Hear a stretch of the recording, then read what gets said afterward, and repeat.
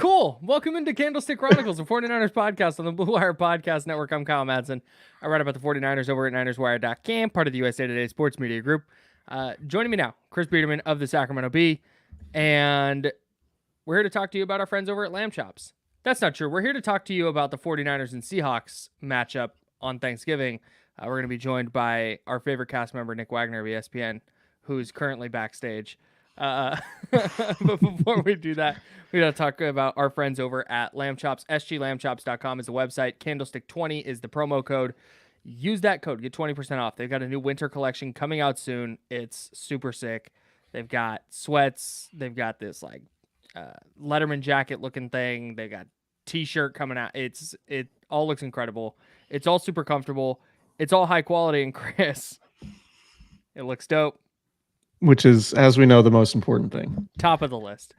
SGLambchops.com is the website. Follow them on Instagram at SGLambchops for looks at all their latest styles, and use promo code Candlestick20 at SGLambchops.com for 20% off your order today. We are also sponsored by the homies over at Cooperage Brewing. CooperAgeBrewing.com is the website there. You can order a case of beer. If you're 21 and over and in the state of California, they will ship a case of beer directly to your front door. It can be Candlestick Chronicles Hazy IPA. That's our recommendation, but it doesn't have to be that. All of their beers are delicious, and you can get a case of it sent to it. You can mix and match a case. Recommend that as well. 1-day shipping, beer at your front door. You sign for it, and you have 24 cold ones. The best way to acquire beer. Do so now at CooperAgeBrewing.com. All right, let's dive into this 49er Seahawks preview with the homie Nick Wagner. Nick, thank you so much for hanging out with us today before you fly out to Seattle. It means a lot that you're willing to carve out this time in your schedule to spend with us. Thank you. Wow. I was like waiting for a punchline of some sort, and that was like a super genuine thing. I don't really know how to respond. That's really not how we go. Can you make a joke or make fun of me or something real quick? Yeah, okay. Let me just or let's make fun of Chris. Yeah, totally. Nick Wagner, if you're watching on YouTube, joining us from the abyss somewhere in the middle of outer space, apparently. It's very dark where you are. I turned lights on. I don't know what to tell you. Sorry. Nah, all right. Nick's got that mood lighting in the crib. Yeah, he does. I respect it, honestly. Yeah. All right. Better, I'm gonna better just than jump what I in. got. I'm gonna just you're in Nolans right now. I have a question for you, Nick. That's great because that's what the reason that's what I'm we're here here for. So, Brock Purdy last year in Seattle on a short week in a big spot where the Niners could clinch the division. They can't clinch the division this Thursday, but they could put a stranglehold on it for sure if they go get that win against Seattle. So that's the game that Kyle Shanahan points to as when he realized that Brock Purdy was a dude. Can this year be the year that Brock Purdy becomes the guy with a win in Seattle? You mean the dude? You messed it up. You always No, I said he's a dude, and now he's the guy. Oh, I thought you said the dude. I have No, to play that back. Rough yeah, roaring start to this pod. A seriously important question. No, I mean, look, first of all, also a quick thank you to you guys for reading my piece from last week on the podcast. You're big. I enjoyed that. But you know, the nice thing here is, for Brock Purdy going into this game is so much has changed in that year, for him especially, and I think one of the things that to me that has made the biggest impression this season, that has changed so much and has taken this offense to another level from where he was last year at this time, is the deep ball frequency, the addition of the deep ball. And I know that's been one of the things that people, you know, who don't watch Brock Purdy play like to say is, oh, he's just checking it down and then those guys are running for, well, as I mentioned last week in that piece, is the reason that his yards per attempt is so ridiculously, absurdly high right now is because it's both. It is him pushing the ball down the field and guys getting yards after the catch. And, you know, if you think about him going into Seattle last year at this time, he couldn't even push it down the field if he wanted to, because, you know, his ribs were in such a bad state. We weren't even sure if he was going to play in that game, and the Niners weren't sure until about 15 minutes before it started. So thinking back to where he was then to versus where he is now, it's a much different conversation. And obviously the 49ers feel a lot better about going into this game based on the track record that Purdy has built up in the time since, but also, of course, his health status. Nick, I mean, we read it because we'd asked you to come on the podcast and you politely declined. I'm sure you had something you had something really important going on. So that's why we text 5 minutes before the podcast started. And I had just flown back from Jacksonville. Yeah. Anyway, it doesn't matter. No, I think you have been probably one of the most level-headed people among the NFL media sphere talking about Brock Purdy and talking about what he's good at and what he's not good at. So I think you're the right person to ask, like, what Brock Purdy's doing is obviously impressive, and the 49ers still have a chance at the number 1 seed.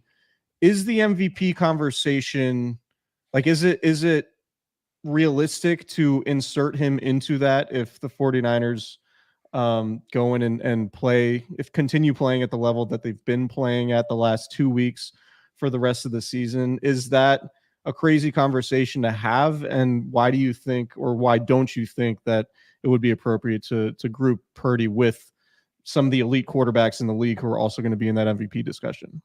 It's only a crazy conversation for those who are non-believers in him based on things like his draft status, right? Like it's crazy because his story is crazy. The fact that he is in that conversation now, but he has to be in that conversation. And I think if you just look at the numbers and what we know about what it takes to win MVP in this league, I asked Nick Bosa a question last week. One of my colleagues was working on a story about how hard it is for a defensive player to try to win MVP in this league. And I asked Nick Bosa, what do you think it would take for you to win MVP? And he rattled off, he said the numbers would have to be crazy, like not just break the sack record, but break it by a lot. You'd have to have a lot of splash plays, forced fumbles, recoveries, all that stuff. And then he said, and the first like 10 or so best quarterbacks from the best teams in the league would have to have really bad years.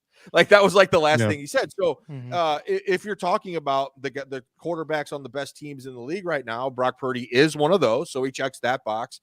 And then if you look at the numbers, it's almost impossible to deny what that is. And Stats and Information had the stat the other night. I tweeted it out that if you look at yards per attempt, just yards per attempt, there's 3 other quarterbacks in history who this deep into the season have been doing what Brock Purdy's doing. So he's at 9.7 yards per attempt. Boomer Esiason was at 9.8. Dan Marino, like right around 9.7, 9.6. Aaron Rodgers, 9.7, 9.6. Those 3 other guys all won the MVP. And so if he continues on this trajectory, I don't know how he can't be in the conversation, especially if the 49ers keep winning. And I don't necessarily know that this is a year where there's a ton of other great options either. I think that's going to factor into this conversation. If you're talking about the Patrick Mahomes and the Jalen Hurts and all those guys, great players, but they're not putting up those big numbers to that point. So I think Brock Purdy, he checks all the boxes, but then when you look at like kind of the surrounding parts of that conversation, I think that has to play into it as well. And it picks the right days to check boxes too. Sundays usually they're hoping for a Thursday this week. Yeah, for sure. Yeah, it's one of the things I have a hard time with, and this is something that your piece addresses, is when I don't like doubters is the wrong word. I don't think it's doubters, but people trying to diminish kind of what Brock Purdy is doing individually, the diminishers out there. A lot of it goes to, well, look at the supporting cast, look at the coaching staff. And it's like, that's 100% true. The Niners roster is loaded on both sides of the ball. Yeah. But at the same time, this is not that, was it the Rams game in 2020 where Jimmy Garoppolo threw for like 280 yards with an ADOT of -2? Yeah. Or something insane like that. Like, that's not what this offense is. Like, it's just so clearly a different version of the offense than we've seen previously. So how much of it do you attribute to the playmakers and the play caller, and how much of it is Purdy? I mean, I'm not going to sit here and try to assign a percentage to it, but I think that if you look at, if you look at the stuff that I was just talking about, like it's a classic one of those like 2 things can be true at once type of things, where like I just don't know a quarterback, especially if you're starting talking about MVPs and winning teams and Super Bowl MVPs and all that stuff. Name me a quarterback who didn't have a good supporting cast who did that stuff. I look at Jalen Hurts, and you want to have that conversation and say, well, look at his offensive line. It's one of the best offensive lines in football. AJ Brown, Devontae Smith, Dallas Goedert when he's healthy. DeAndre Swift is a good running. I mean, it's not like these guys don't have talent around them. And so then it goes back to, well, what is the root cause of those who want to diminish Purdy? And I think some of it is it's good business, right? Like there's people who are making money off of just using the 49ers quarterback situation to constantly stir up conversation. That's fine. If that's your lane, that's fine. It's not my job, but, hey, but that's fine. It's great over here. You know, yeah. But I think the other element to it is there's also fans of other teams who are just terrified at the idea that the 49ers could have this much talent, have that head coach, that coaching staff, and a good quarterback too, a really good quarterback too. And so they just don't want to believe it because then they think they're in trouble, right? Like in their heart of hearts, they know, and they probably know it at the end of the day. So, the discourse is always weird. What I always try to do is I'll watch the games. I'll watch them multiple times. That's crazy. And then I'll dive. Yeah, I know, right? Crazy. And then dive into the stats and say, are there things that are backing up what I'm seeing, or are there things that I'm missing that I need to go back and look for? And with Brock Purdy, everything matches up. And I pointed out in the issue with turnovers, which to me, I think the one game that Brock Purdy played and didn't play well at all was the Cleveland game. And he did, put the drive at the end. You got to make the field goal for, whatever. But the other two games, the Cincinnati and the Minnesota game, he was playing really, really well. He just threw some bad picks at really bad times. And so just to be fair, that's something he's got to improve because they're not in a lot of tight games like that. Which is another kind of crazy, point of discussion that keeps coming up where it's like, he needs to be, he's got to start showing that he could come from behind. And it's like, well, you're kind of ignoring one of the reasons that they're up by so much is the fact that he's playing so well. I mean, if you want to talk about MVP numbers, look at how many fourth quarters that he hasn't thrown the ball or hasn't played that much. There's another chance where he could have been compiling numbers and continuing to add to it. So, the discourse is what it is. I think it's just important to always try to figure out what is the truth and try to take bias out of it as much as you can. That's our job. And I just try to do it as much as I can. And hopefully that shows through in my work. It definitely does. Real quick, I saw an article on USA Today that said Patrick Mahomes needs more help. Like, I thought you weren't allowed to have that if you were a good quarterback. Well, watching the Chiefs game last night, my takeaway was like, Patrick Mahomes, he lost the game, so I'm sure that stinks. But his one takeaway that he could probably be happy about is like, see, everyone's going to give me credit now because I don't have the talent around me. Look at the record I've compiled here. But I'm sure he also would like to win a Super Bowl. It might be a little bit more difficult to do without receivers who can catch the ball. That's a good point. Yeah, I don't know. I think it's funny. Like to your point, and we've talked about this before a lot, but just like every quarterback has an elite receiver, or there's something about an elite quarterback that also makes their situation elite, whether it's their pass catchers or their head coach or whatever. It's never a really good quarterback dragging a team through the mud that without any help, unless it's like Russell Wilson circa, I don't know, 2016 or whatever. Like that to me is really the only example that I can think of in recent memory where it's like, here's a quarterback who's taking a below average roster and being the rising tide that lifts all boats and allowing your team to contend. But that's super rare. And so you can't, you can go through quarterback by quarterback and say, this guy has a good coach, a good receiving core, whatever it is. And I just think it's silly to use that against him. It would be like, and obviously I'm not saying Brock Purdy's Joe Montana, but being like, yeah, Joe Montana's a little overrated because he had Bill Walsh. Right. Jerry Rice. Yeah, Jerry Rice. Well, it's Roger like Craig, it's we can't penalize a guy for the situation he's put in. So anyway. Yeah.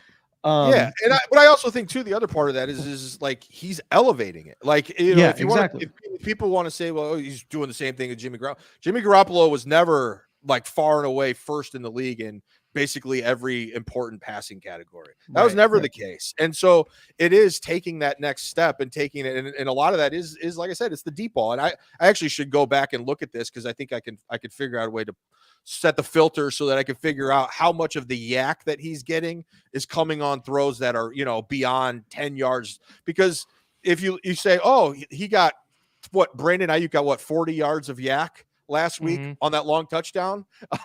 So you're going to hold that against Brock Purdy because he threw a perfect pass that was 40 yards, and then Brandon Ayuk picked up the other 37 or what. I mean, that's the difference there, where it's like these are not just screen passes. And just off the top of my head, when's the last time he did throw like a screen or something that went 60 plus yards for a big game? A lot of their big passing plays this year have come when he's pushed the ball down the field. Yeah, it's not like 2021 where it was Deebo Samuel scored a bunch of touchdowns on bubble screens and pop passes, right? Like he's pushing the ball downfield.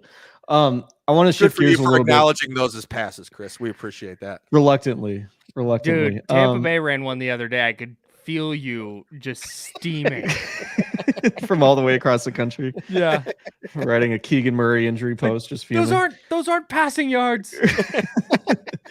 NFL Jesus, you are not my friend. I want to switch gears a little bit and talk about Talanoa Hufanga, because I think it's an interesting discussion because one, like losing Talanoa Hufanga, you're losing a guy who was named All-Pro last year. I think everyone here tends to agree that maybe him earning All-Pro, I don't know that to say it was unwarranted, but it didn't feel like a really All-Pro season for him, particularly in the second half, at least in my opinion. He had a lot of splash plays in the first half and in some high-profile nationally televised games, which certainly helped his cause. But it didn't feel like this guy was like, the best or one of the two best safeties in the NFL, in my opinion. That said, they're replacing him now that he's done for the season with an ACL tear with the rookie Jer Brown, who seems like a very different player. And he is kind of an unknown, right? Like Talanoa Hufanga, somebody the Niners knew coming in, might be more like a hybrid linebacker safety type, somebody who's better near the line of scrimmage. And I think Jer Brown is probably more of a traditional safety. So Nick, I wanted to ask you, like, what's your feel for the Niners' expectations for Jer Brown now that he's thrust into the starting lineup, and could it look different? Like, could he be successful while it looks very different from what Talanoa Hufanga was when he was starting there?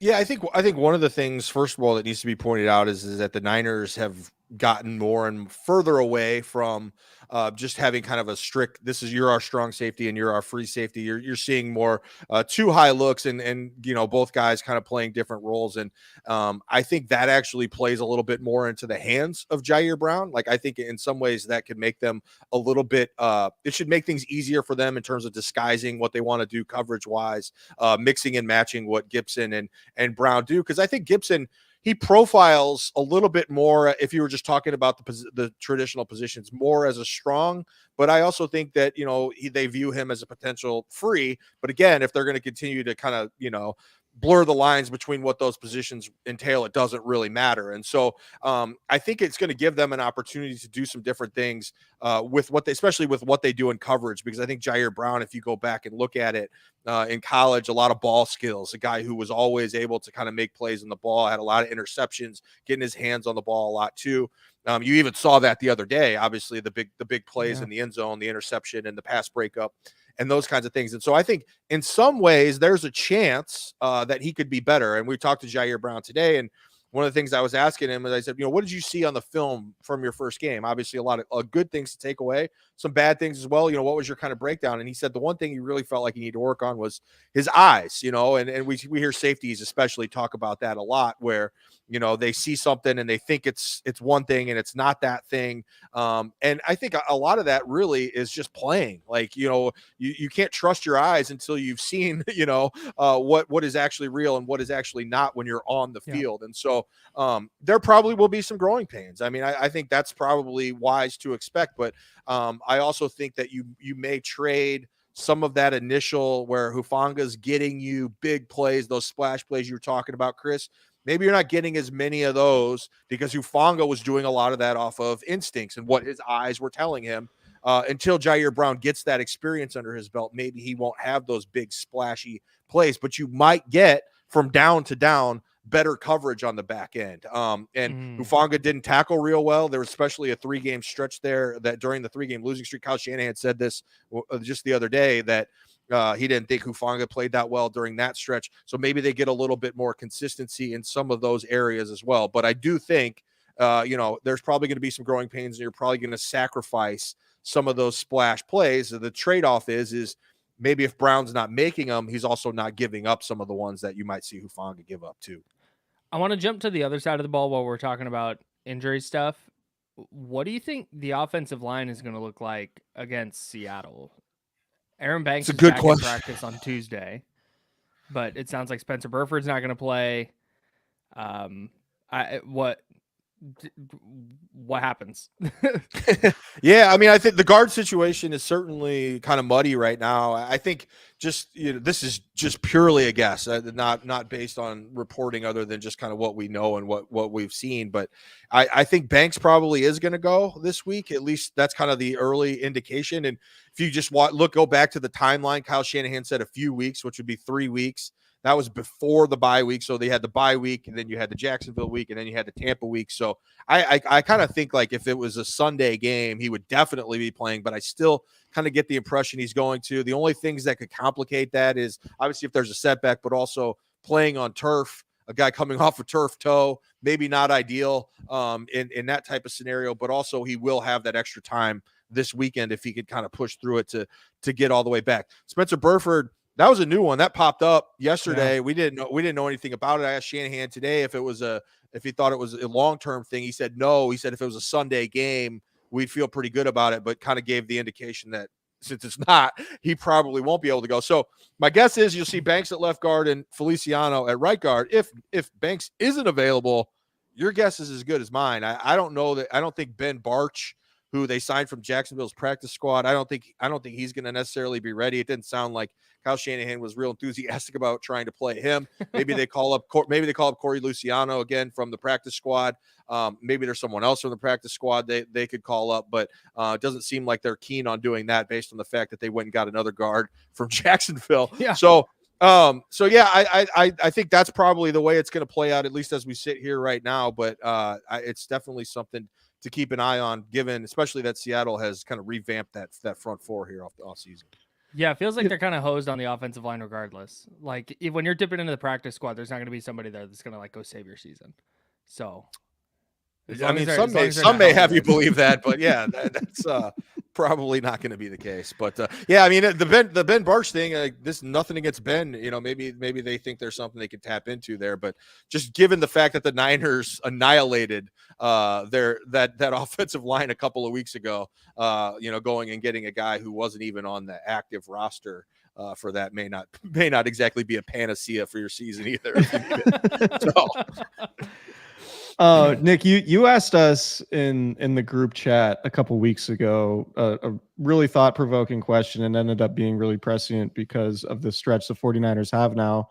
And that was, what do you think the most important game on the Niners' remaining schedule was? And I think, the easy answer would be the game coming up in a couple weeks in Philadelphia, because of what could be on the line in terms of the 1 seed. But you've been talking about this and writing about this, that these 2 Seattle games that are sandwiching that Eagles game are as important, if not more important, for the big picture. And obviously you can't get the 1 seed without winning your division. And, the best way to win the division is obviously take care of your divisional opponents. Can you just elaborate on the importance of Thursday's game in that sense, and why it's more important than perhaps the Eagles game 2 weeks from now? Well, I was told by all the people on Twitter who hate fun that we're not allowed to talk about any game beyond the next game. So the good news is the Focus next on this week. Yeah, right. Because if we talk about anything beyond this week, that's going to have an adverse effect on. Because we are the players, and we are the ones preparing to play on Thursday. Absolutely. They go players meeting in the big auditorium. Play Candlestick Chronicles, and they listen. Yeah. If they hear the word Eagles, they're going to be like, we got to go. Right. They're going to end up in the wrong city, at the wrong stadium, all that stuff.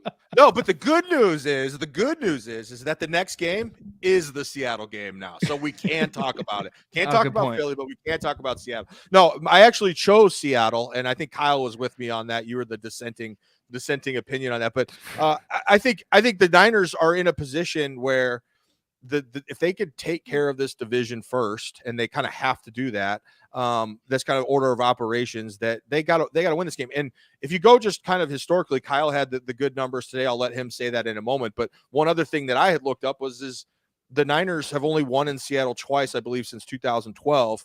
And both times they did it, they went on to win the division. Last year, they wrapped it up on Seattle's field, which I'm sure they enjoyed. 2019, they also wrapped it up on Seattle's field, which I know they enjoyed. So I think there's certainly a direct line between, the 49ers winning this division and beating Seattle. It would also make them 3-0 in the division, and it would push Seattle 2 games back and get them an early lead. But, I think we could be having a different conversation, and we could be saying those verboten words, Philadelphia Eagles, if the Niners hadn't had that 3-game losing streak. If they were sitting here with 1 loss right now, you wouldn't be looking at the Seattle situation in quite the same terms. But I think the Niners, because of that 3-game losing streak, are in a position right now where it's like, hey, let's get this division taken care of first, and if they win this one, it'll put them in a good spot to potentially clinch the division in 3 weeks at home against Seattle. That's not completely out of the realm of possibility, but this week is certainly very important, a step in that direction. You're talking about 3 weeks from now. I'm so dialed on this week. I can't even think that far ahead. I don't even know. Nobody stays focused on the moment like you, Kyle. No question. I'm so locked in. Yeah. So I tweeted today that if the Niners win in Seattle, it'll be the first time they've ever won in Seattle in back-to-back years. Ever. Which is just kind of bananas. But one of the first people to reply was like, well, yeah, they haven't won in Seattle a lot, so that makes sense. Like, well, let's go fuck myself, I guess. This is great. I mean, it's a good point. No, it is, but I thought maybe like in 02, 03, they got him a couple times. Like, it just never happened. So that's like, wow, what a fun stat. Your tweet didn't imply that, I mean, at all. Yeah, no. So 21 years they've been in the same division. Niners have never won back-to-back years in Seattle. It is pretty crazy. Yeah. Trying to do it. Also crazy is the fact that the Saints and Carolina Panthers were in the NFC West. And the Rams. And the Rams with the Falcons. Louis, yeah. Oh yeah, the Falcons too. God, oh my God, what a weird time. What an odd time. Yeah. Paul Tagliabue wasn't a big global warming guy, apparently. Rack up those airline miles, baby.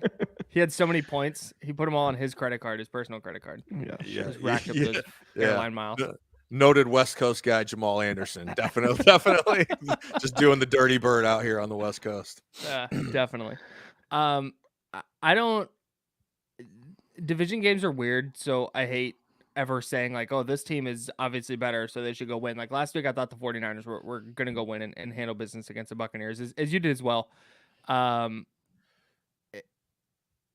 think the Niners are way better than Seattle, but that I don't think matters that much come Thursday. Like it should matter a little bit, but division games because of the division aspect, because of the how meaningful the game. Yeah, I mean, look, just sitting here and boldly predicting the 49ers are going to stomp out the Seahawks is probably not the move, because we've seen crazy things happen there. And if you go back to just a couple years ago, the Niners were better in 2021 than the Seahawks too, I believe, and they lost twice to them, largely because they got manhandled on special teams. I mean, that was a couple of super weird games where bad things happened on special teams and they lost those games. But last year they won all comfortably. And I think the Seahawks took some steps in the offseason. Like if you turn on Seattle tape, Devin Witherspoon's one of the funnest, most fun players to watch in the entire league. I mean, it's like, I try every week to try to watch as much as I can. I haven't watched as much Seattle this week just because of the short week, but that guy stands out all the time.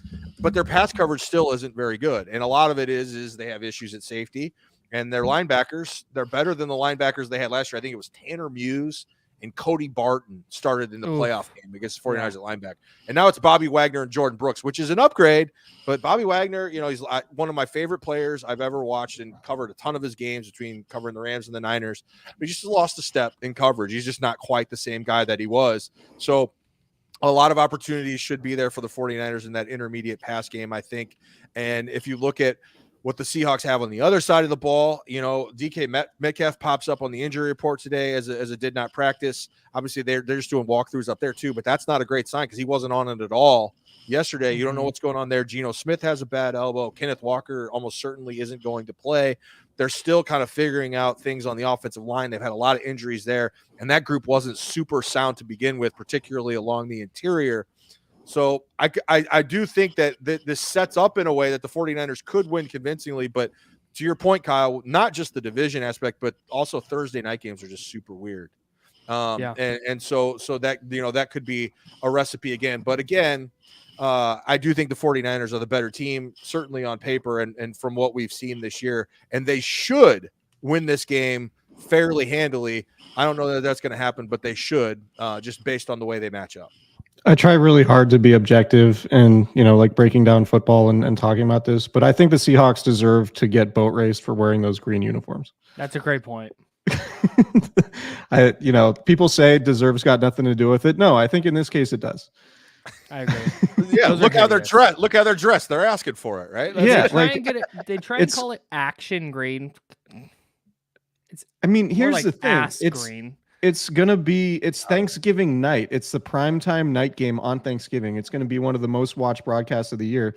And you're going to have one team in really fresh, like aesthetically pleasing white uniforms, and then another team in neon green, like pew colored uniforms. It's like the Seahawks had such an opportunity to wear their blue and silver throwbacks, which are elite uniforms. And it could have been such an aesthetically pleasing game with the red and white versus the gold and silver, or the blue and silver. And Seahawks just opted not to do that, so I'm hoping they lose. Me too. That's my analysis. Yeah, no, that's fair. I'm not a big uniform guy, but that is just an abysmal choice. Like, it's a really bad decision, and there's a lot of, like you said, there's a lot of options. Even just wear the regular ones, but going with the green is kind of a wild decision. So maybe they're going for the distraction angle. I don't know. Yeah, maybe they're trying to get everyone emotionally hijacked before the game. That green and white are going to pop on the screen, though. I might wear at least sunglasses. There's contrast. Boy, is there. At least there's contrast. Nick, I have a question for you. Is Geno Smith good? Is he a good quarterback? Is he better than Brock Purdy? I think he's a good quarterback. I don't think he's better than Brock Purdy. I think if you look at, I've actually done this in the past where, I've seen people, Brady Henderson, who I'll give a shout out to, he's my colleague, he covers the Seahawks up there, does a tremendous job. He asked me because he wrote something, I don't even remember what we were doing. It was some company, ESPN project that we did where he had to say something about the Niners and Seahawks matchup. And he said, the Niners are still better on paper at every position except for quarterback. And as you can imagine, Niners fans took that really well. And this was before the Niners, this is before the season. And so he basically was saying Geno Smith is better. And at the time, I don't think that was an outrageous statement because you hadn't seen, the additional games from Brock Purdy, but it's not like Geno Smith is super established in this league as a good quarterback either. Like last year was the first time that he started, playing well and showing that he could be a starting caliber quarterback. But anyway, so I plugged a bunch of numbers in and I just did it like on a game by game. And I was like, how many of the top, let's say 10 games combined that these guys have played would Geno Smith show up, whether it's in QBR or EPA or whatever measures efficiency or whatever. And it was like 8 out of the 10 were Brock Purdy. And that was before the season. So now I'm imagining Geno's probably falling maybe 1 out of 15 or something because Brock has added games this year that would be even above what he did last year. So I think the Geno Smith story is a great story. You could argue that these two quarterbacks are the best two stories just from a narrative storytelling perspective in the league, right? Like Geno Smith's story is great. He won comeback player of the year last year, which I thought was weird because he came back from being bad, I guess. But I love the story. Like I think there's another award that they should have for like most improved or whatever, like breakout the NBA star does or something. Yeah, something like that. But regardless, it was a great story. Brock Purdy, we all know what his story is. So I have a lot of respect for Geno Smith. I really like the way he carries himself. I like the way he has stuck with it and rebuilt his career. But if you ask me, what does he do better than Brock Purdy as a quarterback? I'm really not sure what the answer is. I don't know if there is anything. I think you're underselling the fact that Mac Jones played tennis as a youth and was a child model. When you're talking about like great quarterback stories, Yeah. I think we have to mention that one. Did anyone ever talk to his tennis coach? How is that translated into the is it a fallback option? it might need to be. The Ohio State of stories. Wow. You're going to say that to him this week of all weeks? Bro, you know me, big Ohio State guy. If anybody who knows me knows that I OH all day, baby. Yeah, absolutely. Chris, you're gonna be geared up all day. Kyle is a buck nut for sure. Oh, dude, big time. Dude, Brutus is my homeboy. I have a shirt that says that. It's in the wash. But, huge David Boston, Joey Galloway guy. He's all in, no question. Vernon Goldson. Beanie Wells is just a framed Beanie Wells Cardinals jersey hanging up in my office. No, I forget what I was. The fallback. Like the idea of being such an Ohio State fan that you have an Arizona Cardinals Beanie Wells. Just follow my guys, man. Nostalgia. Follow my guys. Yeah. Anyways. Do we have anything else for Nick? I think we've exhausted our jokes and sarcasm to this point. This is just a dork media question, but I'm going to ask it because I can. How does the short week affect you? Like as a beat writer, as somebody who like you have a process where you're rewatching the game, you're watching the all 22, you're getting a look ahead at the next opponent and watching their previous couple of games. How does the short week impact that preparation for you? Yeah, I mean, it definitely makes it hard. And this week I didn't do either of the things that I've been trying to kind of do as, just for on Twitter, so people can kind of get an idea of what I'm seeing and what's real on some of these teams. But usually what I'll do after a game is I'll spend Monday, I'll watch the previous Niners game 3 times from different angles, including the TV copy, because I like to just hear if they go do these production meetings, right? And sometimes you'll hear an announcer say something like I didn't know. And so maybe 3 times a year I'll hear something that I didn't know, and like it turns into a story. So I watch the TV copy for that, and then I'll watch the 2 different angles from the all 22. And then on Tuesday I try to dive into the next team, and I try to watch a minimum of 3 games. And I won't watch like one game from 2 angles. I'll just watch it from an all 22 angle, and then keep moving to the next one. But 3 to 4 games usually. And this week with a Thursday game, it's just too quick of a turn because I got to write on Monday. You had Hufanga injury, which really threw some things off. There's some TV stuff that I have to take care of and was doing today. So I just didn't get a chance to do it. And so if anyone out there actually enjoys my super long tweets with the little colorful dots and this stuff, like, I apologize that it will be back next week, I promise. But I didn't get a chance to do that this week. So, and it makes it hard because like even today going into the press conferences and talking to guys in the locker room, I usually really like to have my, study buttoned up by then, because the reason I do it largely is because it makes me ask better questions, and I can talk to guys off the record about certain things that I'm seeing or whatever. And I just didn't have a chance to do that. So even going in there today, I was like, so how about them Seahawks? How do you like your chances, huh? No, but so it's just a little different, but it's one of those things that we're all pretty lucky to get to do this for a living. And I certainly on a Thanksgiving week, being thankful that, I think Fred Warner put it well. Like, he's thankful he gets to play on Thursday night because it's the thing he loves. And I get to do what I love on Thursday too, which is, cover football. More important than like the logistics of your job on a short week, are you going to be able to get to the omakase sushi place in Seattle on Wednesday? You already know the answer to this, and I'm just going to give them I'm just going to give them a free plug because I've done it on TK's podcast. I'll do it anyways. It is legitimately my favorite restaurant in the United States of America. It is Sushi Kashiba in Seattle. Shiro Kashiba is the sushi chef there. He is one of the they call him the grandfather of Seattle sushi, but he's really kind of the godfather of sushi in America. He trained under Jiro. If anyone knows who Jiro is, there's a Netflix documentary called I Dream of Jiro. He is like the founding father of sushi just in the world, basically. And Shiro trained under him, and he is still there. He's almost 80 years old, still there. I think 3 nights a week he's working, but he'll pop in and just say hello or whatever. I've been going there, covering the league for 20 years. I go there every year, basically.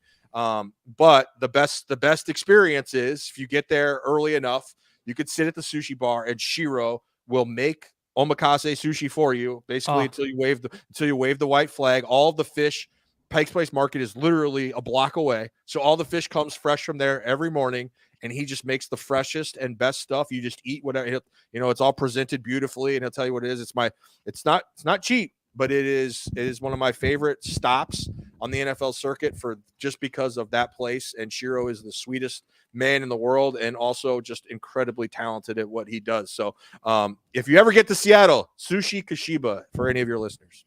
Yeah, people ask me from time to time like what the best road city is for Niners fans to go check out, and I always say Seattle. I know there's a rivalry and Niners fans don't love the 12s and all of that stuff, but there are so many reasons why I think Seattle is such a great place as like a visiting fan to go see a game. And I think the food in Seattle and including the sushi spot you mentioned it's a great town. It's a short flight. So yeah, there's that. Yeah, cheers to short flights too. That we're not getting a ton of those this year, so that's certainly a welcome exception this week. But yeah, Seattle is, and also the stadium atmosphere is unbelievable. That's one of those things where like you can hear about it, but until you really experience it. And I think I've talked to Niners fans who've gone up there, and I don't think they have bad experiences by and large with the fans there. It's just a really loud, cool stadium. Great setting downtown. So yeah, I'm with you, Chris. It's one of my favorite stops. And I think if I was a fan and just going to games, I've been to every stadium in the league. That would be right there, one or two with Lambeau. We get it, dude. You went on Tim Kawakami's podcast. Tim's coming to dinner with me tomorrow. I introduced Tim to Kashiba. So yeah, he's a huge fan also. That's gonna be a great time. Can you talk to Tim about the closed end open end of Levi's Stadium thing for us? Photo. Oh yeah, because it's the same, right? Yes. Yeah. He even mentioned it on his pod with Barrows, and it's just a thing. I feel like I'm taking crazy pills with it because Tim's a smart person. Like, he didn't just bring this up out of nowhere. So where is he getting the idea that one end of the stadium is closed? Is it a bit? I hope it's a bit. If it's a bit, it's a great one. I don't know the answer, but I feel like you guys have access to speak to Tim also. So you stick your finger in his chest yourself. So here's the thing: is if I was, in fact, I'm doing this now. He might listen to this and respond accordingly. But I wanted to say on the internet, the real man's way to handle it. Yeah. Let's kill TK for his take, and then hope he listens. And then we could get the problem solved. We're not killing him. Tim's an avid listener of the pod. So he's a legend. Shout out to him. He's great. He's a legend. But I didn't want to type on the internet like I think both ends are open because I couldn't figure out a way to type it where I wasn't sounding like a dick, and I genuinely wasn't trying to be. So this is me. If I had been there, totally at the game, a much better approach, Kyle. This is great. No, it's just fine. Fairness, this is all going to work out. This is going to go well for me. I brought it up. I'll wear this one. Shout out to Tim. We appreciate you. We'll get back on the golf course soon. I'm going to start dealing with all my problems via my podcast. Very soon. All right, Nick. I think that's all we got. We very much appreciate you coming on, and happy Thanksgiving, man. It's go eat some movie theater popcorn, huh? Oh wait, we didn't do the what is your favorite Thanksgiving? Yeah. Who are the Nick? Who are the five biggest turkeys in the NFL this year, Nick? I want to see a radio guy like Kyle like flip the script on its head and be like, all right, you were really good to do this. Name your 5 favorite pilgrims. Go. like that kind of thing. Like, really, really change it up instead of Just dive in. Let's have a draft of Thanksgiving food. Just all those sports radio. Nina shit. Pinta Santa Maria, rank them.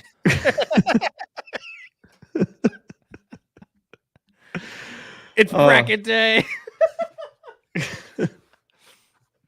All right. There's We're a off lot the of rails. there's a lot of good material there that you guys are missing out on. But you still got time. You could do a Thanksgiving pod. I've got to prep. I've got to it. prep a radio show for tomorrow, so I'll include all of this. This is all good. There stuff. you go. Are you guys going to do a Thanksgiving pod? To the be game? determined. No, we don't. We're not going to make our editor Tyler work on Thanksgiving. That's crazy. Wow. Yes. That's cool I'm flying back from New Orleans Thanksgiving morning, so yeah. I was gonna do a solo pod, but then Tyler's gonna put, and it's like, dude, no, nobody wants that. Yeah, no, it's not a big deal that you hate your listeners. It's fine. Shout out to guy Tyler. who didn't do his in-depth tweets this week. I mean, I'm just following your footsteps.